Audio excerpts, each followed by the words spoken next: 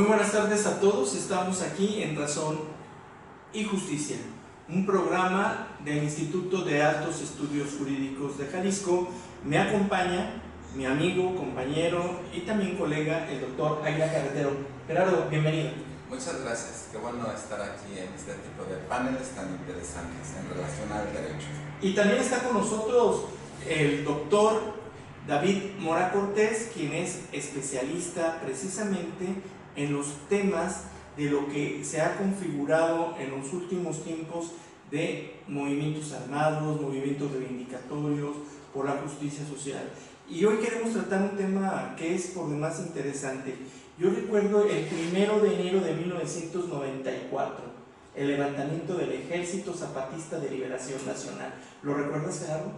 Por supuesto, inclusive se habla mucho de los inicios de este movimiento. Un obispo que al parecer le atribuían que comenzó con el movimiento y después el comandante Marcos, el obispo Samuel Ruiz, que en su práctica de liberación, pero él trataba de hacer la catequesis, la evangelización, pero la concientización de los pueblos, y claro, tiene toda su teoría, y pues le atribuyeron ser uno de los que empezó el movimiento. Creo que el 1 de enero de 1994, sin lugar a dudas, fue un parteaguas en la historia nacional. Un parteaguas que nos permitió a nosotros reconocer la reivindicación de los pueblos originarios. Y ahí están las reformas consustanciales al artículo 2 de nuestra Constitución. ¿Quiénes son realmente los propietarios de esta gran nación? Pues nuestros pueblos originarios. En el concepto de libertad, México ha garantizado la libertad en muchos factores, pero la gran deuda que se tiene es el valor de la igualdad, y sobre todo a los pueblos originarios, a los indígenas. Por eso, últimamente, en este año, las noticias han vuelto la cara a un fenómeno que se acaba de presentar y que es el tema que vamos a abordar: el ERI contra el Estado mexicano. El ERI es el Ejército Revolucionario Indígena, y para ello invitamos a nuestro maestro especialista en este tema, David Mora Cortés. David, ¿puedes platicarnos qué es lo que sucede con este grupo y los grupos beligerantes que a la trazabilidad de la historia, desde la Liga 23 de septiembre, el EZLN, el EPR y todos estos grupos, qué causas son las que justifican y qué es lo que realmente en este fenómeno que observamos es lo que conforme a derecho está realmente reconocido, o qué cosas se están violando? Hola, muy buenas noches, muchas gracias por la invitación a participar en este panel. Para comentar que el parteaguas, como lo mencionaste, doctor Guillermo, sí, para todos, de manera pública, tiene como punto de partida el 1 de enero del 94. Sin embargo, desde el punto de vista contemporáneo, tiene esto un inicio en el 59, cuando se dio el movimiento ferrocarrilero. Después, en el 65, que se considera como el primer movimiento guerrillero en México, fue el 23 de septiembre del 65, a través del Popular Guerrillero, que hizo su primera lucha o su primera acción en Ciudad Madera, Chihuahua. Ahí es donde empieza todo, ahí es donde se origina. Y por lógico, en un principio fueron primero los campesinos y luego los obreros, y posteriormente, con el paso del tiempo, se integraron las organizaciones de grupos indígenas. En el caso específico del Ejército Revolucionario Indígena, el ERI, que el día 17 de agosto se dio a conocer de manera pública,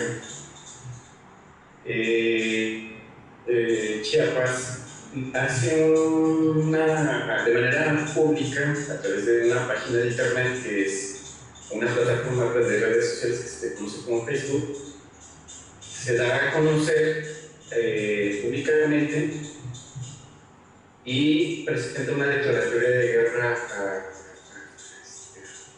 al gobierno de Andrés Manuel López Obrador. Sin embargo, hay que estudiar esta organización de una manera multifactorial, desde el punto de vista político, económico, social, cultural, de cómo es que surge, o por qué se da, por qué hace su aparición de una manera repentina, ese día 17 de agosto, y de manera pública, pero ya tiene tiempo que se viene gestando. En términos muy concretos, la historia guerrillera en el país pues, es muy larga, es muy grande. Entonces, tiene sus primeros inicios en el 59, en el 65, tiene sus inicios principales aquí en Guadalajara, primero con una organización que se le conocía como los vikingos, en las comunidades maderas en Guadalajara. Se constituye posteriormente en la Federación de Estudiantes Revolucionarios y pasa un proceso de transformación.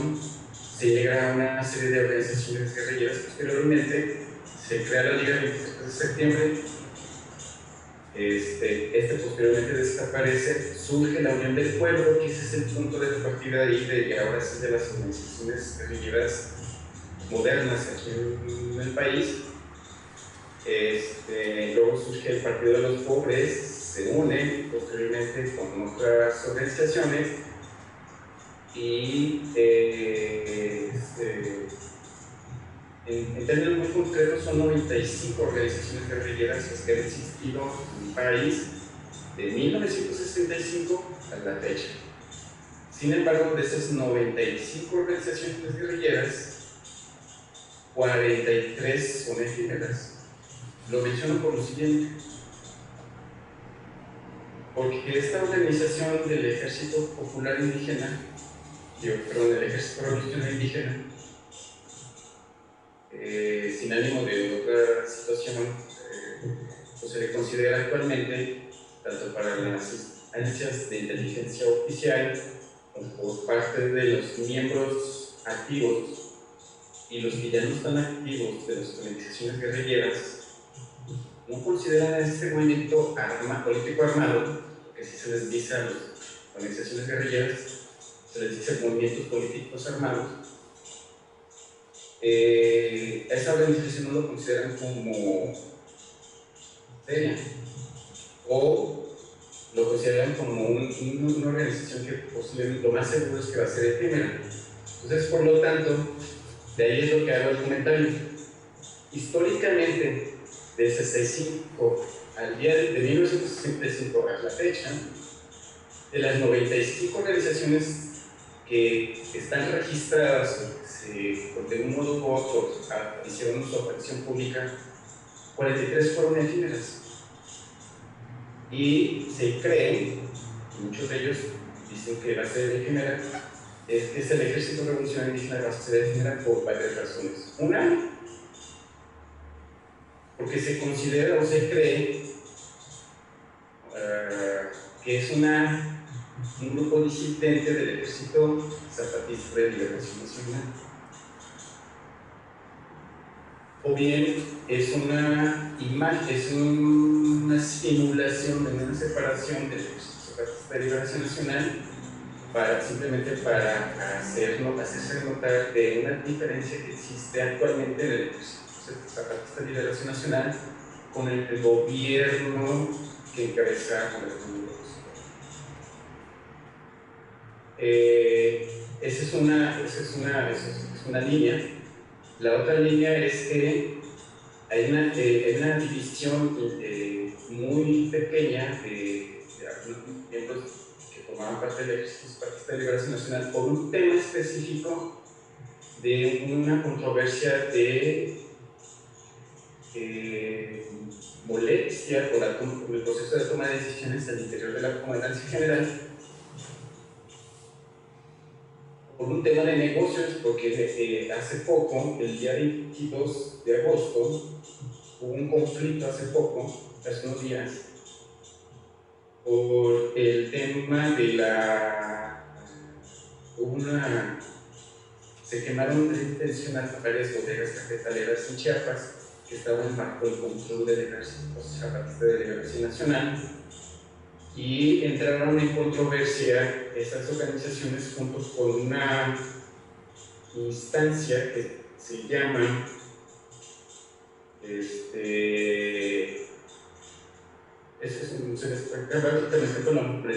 la Organización Empresarial de Cafetaleros de Chiapas, se me escapa el nombre. Y esa controversia que hubo el día 22, y a raíz de los procesos que se generaron de incendios intencionados, es a raíz de ahí que con estos conflictos se crea o se conforma el revolucionario indígena. Ahora, cabe hacer mención, a lo mejor estoy ocupando mucho espacio, tiempo, pero cabe hacer mención que esta organización se dio a conocer a través de la plataforma de Facebook en una página que se llamaba Guerrilleros de los Altos del Cocino. Nada más duró unos cuantos días, se dice que fueron como máximo 2 días, en la cual logró tener en ese periodo de tiempo que se abrió, y posteriormente se cerró porque ya no está activo esa página, una cantidad de 374 amigos, como se les dice, que siguen a ese tipo de páginas de Facebook, 374 amigos y 25 seguidores. Y nada más aparecieron 3 fotografías en donde nada más aparecen 7 personas, 7 elementos que en términos concretos, desde el punto de vista táctico, pues es una unidad, es una célula. Sin embargo, pues no se descarta de que sea bien o mal, porque el grupo guerrillero, el grupo popular guerrillero que operó en el 65, de cierta manera, pues eran nada más 2 integrantes, y esta nada más esta de Ejército Revolucionario Indígena, la 27. Entonces, bueno, hay más temas que tratar, no estoy adelantando demasiado, pero en términos concretos es como para un logo a manera introductoria a nuestra revolución indígena.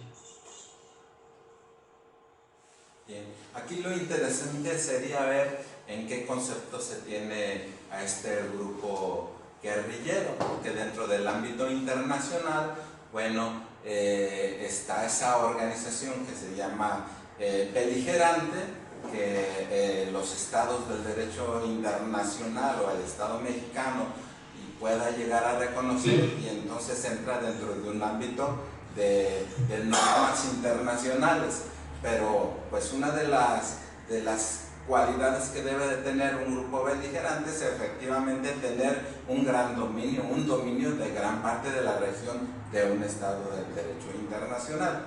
Aquí cómo está, es interesante saber cómo inicia este grupo. Y fíjate, a lo que acaba de decir Gerardo, tienes toda la razón, y además, ¿cuáles son, David Mora, las causas sociales que abanderan? Así es. Bueno, en un principio, el tema del conflicto guerrillero en el caso de Chiapas es histórico también. Todo empieza en la década de los 60 por una serie de problemas de tenencia de la tierra en la zona donde están los grupos sociales y mayas. Todo empezó en esa época y por lógica intervino lo que antes se conocía como la Secretaría de la Reforma Agraria, que era la que hacía los ajustes territoriales de los ejidos y de las comunidades indígenas. Y resulta que en el 1974 hizo una división territorial de la repartición de tierras de esas comunidades, y a una de estas comunidades, igual ahorita no se me escapa el nombre, en el 74 le otorga 60 hectáreas a otra comunidad que supuestamente no le correspondía. Esa es la versión oficial de que se le entregaron 60 hectáreas adicionales.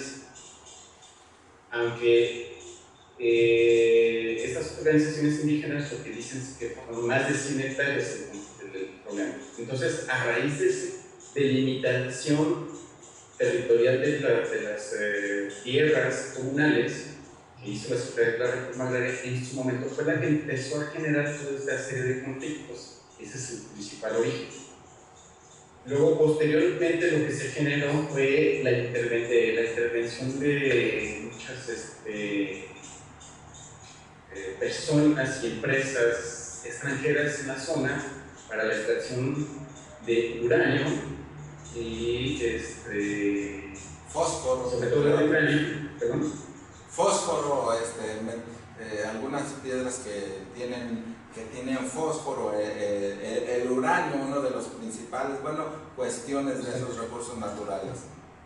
Y ahí es donde empezó todo. Entonces, pero también hubo una fuerte influencia, porque en esa época también lo que hoy se le conoce como uno de los movimientos políticos armados, como el que es el Ejército Popular Revolucionario, tenía una influencia fuerte en el EPR, en Chiapas, y eso propició que las comunidades indígenas decidieran crear su propia organización guerrillera, que fue el Ejército Zapatista de Liberación Nacional. Entonces, así es como empieza todo esta situación. Ese es el origen, en términos muy concretos. Es una historia compleja, pero en términos concretos. En concreto, David, entonces el ERI, ¿cuáles son las causas que quiere reivindicar? Si revisamos la declaratoria que ellos presentaron el 17 de agosto, son 13 puntos. Y si revisamos uno por uno, son muy parecidas a la declaratoria de guerra que generó el Ejército Zapatista el día 1 de enero de 1994. Es muy parecido. Primero le declara la guerra al Estado mexicano, en este caso fue a la hacienda de Manuel López Obrador. Y cuando hay una declaratoria de guerra ecológica, el ejército pues, se tiene que movilizar. Y en la actualidad, a pesar de que ya pasaron varios días, del 17 de la fecha, las Fuerzas Armadas mexicanas no han hecho ninguna movilización. ¿A qué consideras tú que se debe eso? ¿Por qué lo han minimizado? Por dos razones. Uno, porque nadie, ni siquiera las organizaciones guerrilleras, o otra, una instancia académica que se le conoce como CEDEMA, que es el Centro de Documentación de Movimientos Armados, que generó, que administra muy bien Jorge Lofredo, es una instancia que analiza los movimientos armados en todo el mundo, pero en específico en América Latina y muy concreto en México. O sea, está todo documentado ahí, pero pues importante para la información. Sin embargo, CEDEMA ni las instancias oficiales de inteligencia le han tomado en consideración al Ejército Popular, Ejército Revolucionario Indígena. ¿Qué es lo que no lo consideran? No me quiero ver, no es de alto impacto, no es de impacto, al menos para el Estado mexicano. Entonces, CEDEMA no lo tiene registrado. Sin embargo, hace unos días, el 22 de agosto, salió el Ejército Popular Revolucionario, que sí es una organización, el EPR sí es una organización guerrillera de cuidado, que hay que estar vigilando, ese sí está en el radar sobre las organizaciones de inteligencia del país. Sacan un medio de comunicación, un periódico que se llama El Insurgente. Y hace unos días salió, el 22 para ser exacto, más reciente, pero ya tiene muchos años que sale de manera muy puntual esa publicación. La reciente publicación, que de hecho lo pueden localizar ahorita en CEDEMA, pueden revisar, no habla nada del Ejército Revolucionario Indígena. Ni siquiera las organizaciones activas, importantes, lo consideran como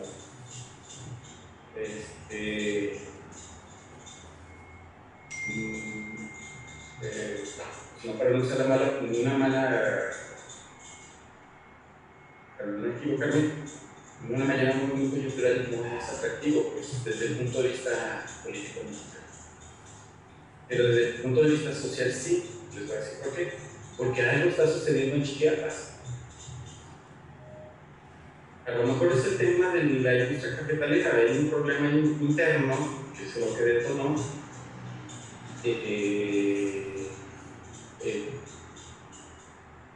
diferencias en la toma de decisiones internas, la diferencia que tienen con el tema de los extranjeros. Eso fue lo que propició, al parecer, esa división de algunos simpatizantes que antes formaban parte del zapatista y crearon esta nueva organización. Pero fíjate, perdón que te interrumpa. Hay un conflicto social que puede detonar posteriormente. Ahorita no lo es. Y que se volvería de carácter. De manera política estratégica militar no es atractivo. Y que podría ser también de carácter internacional. No alcanza a escucharlo. Y que también podría convertirse de carácter internacional, por lo que estás diciendo. Finalmente, hay una asociación, está el Consejo Regulador del Café en Chiapas, porque tiene denominación de origen. Está una organización del Estado que es Concafé Chiapas. Pero yo en algún tiempo platicaba con los campesinos de Chiapas y me decían que el gran problema de todo esto pues es también las transnacionales, concretamente la Nestlé, quien era la que imponía precios de castigo, compraba muy barato y era la que cotizaba realmente en la bolsa de valores en los Estados Unidos de Norteamérica. Lo que tú acabas de decir, bueno, pues hay manos de transnacionales, hay manos extranjeras, y eso detona también una crisis no solamente económica, sino social. Y bueno, pues la Nestlé es un gran acaparador. Y esto, bueno, en el tema de la declaración de los 13 puntos que maneja esta organización de ley, aparte de declararle la guerra a López Obrador, habla de que no tienen la intervención de ningún extranjero. Y en Chiapas, si observamos, hay una intervención impresionante de extranjeros y de empresas transnacionales. Claro, la Nestlé, por cierto, ¿qué compañía es? La Nestlé. La Nestlé. Es suiza. Pero también se habla que hay una intervención muy fuerte de la que fue viuda de Francois Mitterrand, el que fue presidente de Francia. Hay muchos alemanes, hay muchos ingleses, hay muchos franceses, hay suizos, hay una cantidad impresionante de extranjeros en Chiapas que ha propiciado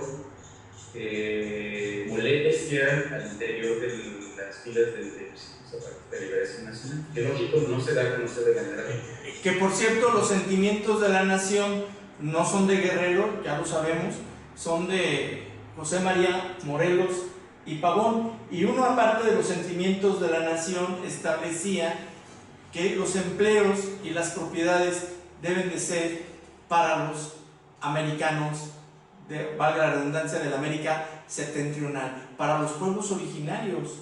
Y yo creo que ese es uno de los grandes puntos que este país no solamente es por una controversia entre connacionales, sino porque hay influencia internacional. Y de ahí me manda a otro contexto que también me gustaría que lo analizáramos después, David, a lo que corresponde a la seguridad hemisférica para mantener el control también y la paz en la región. Bueno, lo que sucede es que siempre, de manera histórica, todos los movimientos armados tienen como punto de partida cuando no hay movilidad al interior de las élites. Pues, en toda organización política, incluso en una nación, cuando no hay movilidad, posteriormente genera molestias al interior de esas organizaciones. Y hemos observado que en el ejército zapatista de Liberación Nacional no ha habido movilidad. La comandancia final se mantiene igual desde mucho antes del 94. Nada más que en el 94 pues, se dio consejo a raíz de la guerra e hicieron una movilización impresionante en su momento. Es muy cuestionable también para la organización guerrillera. En lo personal, yo siempre lo he cuestionado desde el punto de vista académico y en todas mis publicaciones. Yo siempre lo he cuestionado porque una organización guerrillera en un momento recibe protección del gobierno federal. Ahí va una crítica, lo voy a aprovechar. Y pues el foro está propicio para ello. Yo sé que el Ejército Zapatista de Liberación Nacional tiene una gran cantidad de personas simpatizantes, tanto en México como en el mundo. O sea, es algo impresionante el nivel de personas que lo simpatizan con él. Pero vamos siendo muy objetivos, sin pasiones, sin chile ni folia. ¿Cuándo han visto ustedes a alguien que en alguna parte del mundo que una organización guerrillera le declara la guerra al Estado-Nación, o al gobierno en turno, que después se le permita hacer marchas en todo el territorio nacional de cualquier país, como en el caso como lo hizo el Ejército Zapata en su momento, en donde el Estado mexicano le ofreció protección federal, estatal y hasta municipal, porque todas las marchas que generaron en el camino que hicieron de Chiapas a todo el país, incluso ahí en Guadalajara, ¿qué fue lo que sucedió? Tenían apoyo de escoltas del Ejército mexicano, de la Policía Federal en su momento, de las policías locales, municipales y estatales, de toda la trayectoria que hicieron esa organización guerrillera a lo largo de toda su campaña en todo el país. Incluso cuando llegó a la Universidad de Guadalajara, la Universidad de Ciencias Sociales, la ciudad donde está el TEC, ¿qué sucedió? Pues pidió protección de toda la seguridad pública. Cuando se ha visto en la historia del mundo, en ninguna nación, ningún Estado o nación ofrece apoyo a una organización guerrillera, y menos como le darían declarado la guerra. Y el único que ha sido beneficiado de este tipo de actividades es el Ejército Zapatista. Sin embargo, el Ejército Zapatista, a pesar de que ha recibido todo ese tipo de apoyos, y dice que tiene como 70,000 elementos a su servicio, lo cual es increíble. Yo en lo personal no creo que sean 70,000. Les digo por qué, porque el Ejército Revolucionario, el EPR, que sí es una organización que para el Estado mexicano sí es considerada como riesgo, es una organización de guerrillera muy profesional, que tiene una larga tradición guerrillera que vino desde Guadalajara, con la Unión del Pueblo, el Partido de los Pobres. ¿Está vigente la organización del EPR? ¿Es vigente? Sí, todavía está activo y es el que de hecho es el que número uno considerado desde el punto de vista oficial, donde mayor riesgo. Y el EPR considera que tiene dentro de su estado de fuerza, se calcula que son 450 elementos. Entonces, contra el Ejército Zapatista de Liberación Nacional, que dice que tiene 70,000, que no lo creo, es demasiado, no es considerado como de riesgo para no es de riesgo para el gobierno federal. Sin embargo, el gobierno federal ha otorgado muchos apoyos y beneficios al Ejército Zapatista. Claro. Entonces, la línea de funcionamiento es una posición estrictamente personal. Y de lo que yo he conocido y he analizado a lo largo de estos últimos años. Entonces, el Ejército Revolucionario Indigenista, para mí y para otras personas con las que he tenido la oportunidad de conversar con ellos, tanto del sector oficial, gente que ya no está activa dentro de los movimientos guerrilleros, y algunos que han tenido una relación directa, de manera directa, no lo consideran la ley como una organización que se tenga que tener cuidado.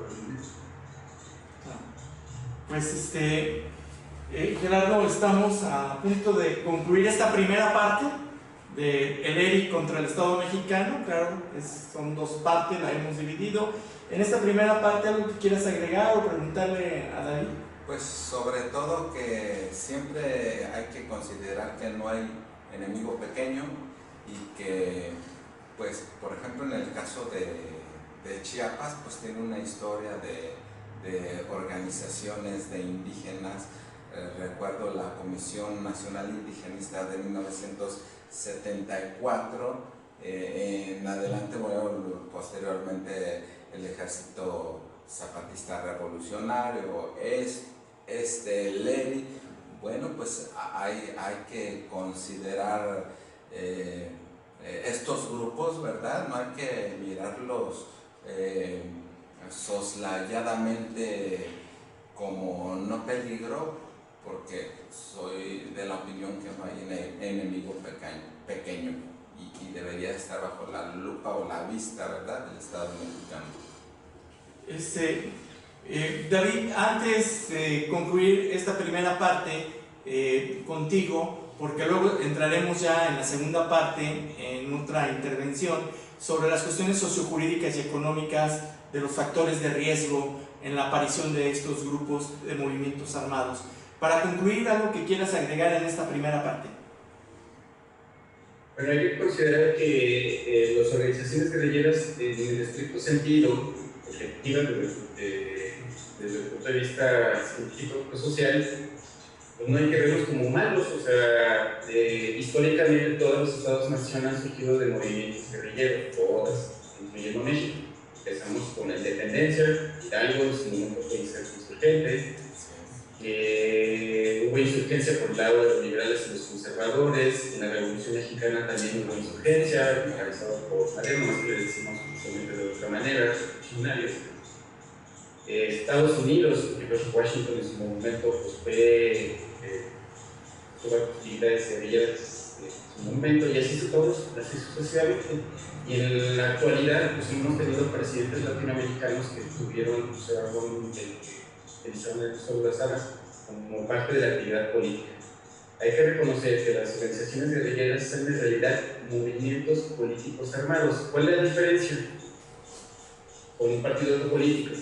El partido político es una actividad legal reconocida por las constituciones para poder acceder al poder. Y los movimientos políticos armados es una actividad política con el uso de las armas que no legalmente, que no está legitimado constitucionalmente. Esa es la única diferencia. Oye, David, entonces dejas como un apartado especial a lo que llamaron el movimiento cristero. ¿Lo analizaremos para la próxima reunión? Si ese qué fue, movimiento armado, ¿qué fue? Sí, de hecho, qué bueno que lo tocas. La tradición mexicana tiene ya históricamente ha sido de movimientos políticos armados en el país. La independencia fue una, la guerra entre los liberales y los conservadores fue otra, la de las revoluciones fue otra, y la lucha de la Iglesia Católica Mexicana contra el Estado mexicano fue otro movimiento, nada más que como la mayoría de los mexicanos somos católicos, incluyo, pues nadie dice que fueron guerrilleros. Pero los historiadores sí lo consignan, Meyer lo consigna como tal, y bueno, no le da tampoco una categoría de una fuerza que realmente al final del día no saben por qué peleaban, ¿no? Pero sí utilizaban las armas. Claro, por eso, claro, amén de filias y fobias y amén del catolicismo, habríamos que analizar el principio de laicidad y si realmente ese movimiento armado estaba justificado. Y ya para concluir así como un tema, finalmente pues Juan Pablo II pues, es un santo ahorita, y hay una gran tiene una gran popularidad en el mundo. Él encabezó, que fue uno de los principales líderes de la lucha para la caída a nivel mundial, para la caída de los países del mundo del este, o sea, la caída de la URSS.